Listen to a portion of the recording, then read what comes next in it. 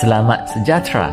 Dalam pelajaran bahasa Melayu hari ini, kita akan memfokuskan pada perbezaan antara kata bantu, akan dan boleh. Mari kita teliti dengan lebih mendalam.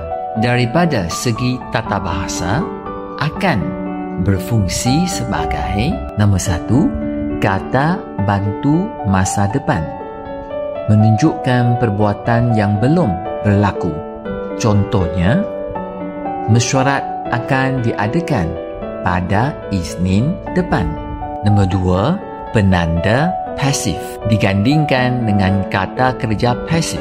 Contoh, masalah itu akan dibincangkan. Yang ketiga, penanda niat dalam konteks lebih sastra. Contoh, dia akan menuntut keadilan.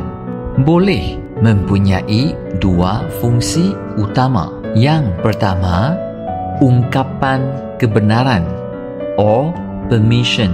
Contoh, boleh pelajar meninggalkan dewan. Kedua, ungkapan kemungkinan or possibility. Untuk rumusan, akan digunakan untuk masa depan dan dalam bentuk pasif. Boleh digunakan untuk kebenaran dan kemungkinan.